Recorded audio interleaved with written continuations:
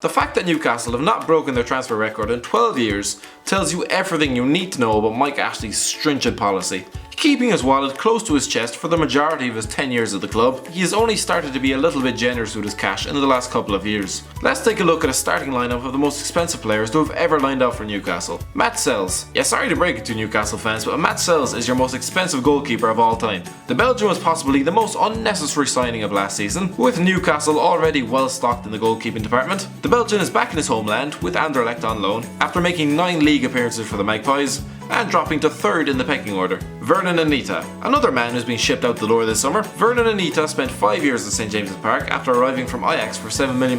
The versatile Dutchman has been utilised in various positions during his time at the club, and most Geordies are sad to see him go, with him being surprisingly released on a free transfer, while Johan Gouffran remains. Jonathan Woodgate. The second most expensive defender in Newcastle's history, the Geordies will only wish that he'd stuck around longer. Signed from Leeds United for £9 million in January 2003, he spent 18 months at the club, impressing to such an extent that Real Madrid took a fancy to him. Let's not dwell on how that went for him though. Fabrizio Colaccini. While Woodgate did not stick around nearly long enough, Fabrizio Colaccini virtually ingrained himself as a Geordie. The Argentine signed from Deportivo La Coruña in 2008 for nearly £11 million, and despite initially looking like the biggest waste of money since Boomsong, turned out to be a terrific acquisition for the club, eventually assuming the captaincy. Jose Enrique. When Jose Enrique signed for Newcastle in August 2007, in a £6.3 million deal from Villarreal, there was hype. Apparently the club had beat off competition for the likes of Liverpool and Man City.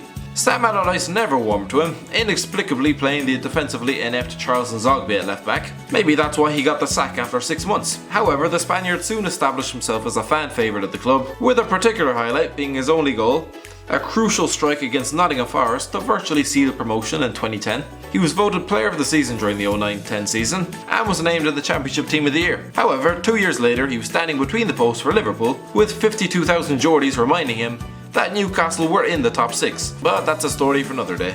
Andros Townsend. Andros Townsend arrived at St James's Park for £12 million in January 2016 as Mike Ashley cashed in his chips on the club surviving with a mid-season splurge.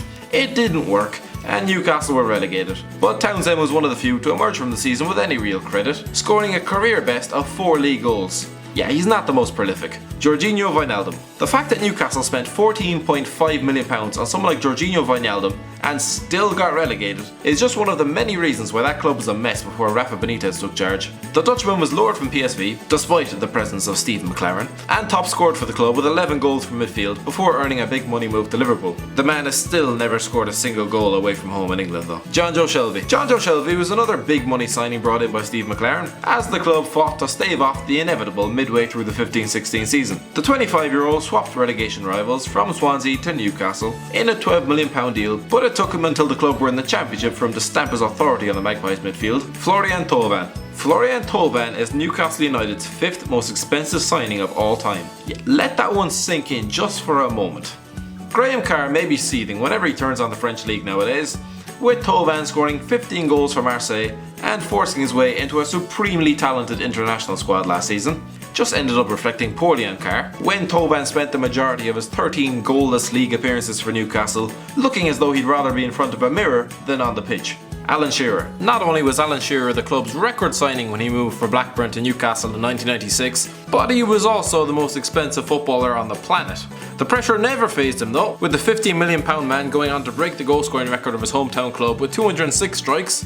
If only he wasn't forced to play in the same teams as Bramble, Boomsong and Babayaro for so long, he might have actually won something. Michael Owen. Rarely has a signing been more excitedly welcomed than Michael Owen when he reluctantly put pen to paper on a 4-year deal at St James's Park in August 2005. After being told that the Liverpool dream return was not going to happen, the England international forced a smile and waved to the fanfare that greeted his arrival. If only they knew. The most expensive player in the club's history at £17 million, he hit double digits in a season just the once, with 30 goals in 79 appearances. Being paid well over 100 grand a week, he left the club on a free transfer once they were relegated, agreeing to the role of bench warmer at Old Trafford. He'd had plenty of practice during his time up north.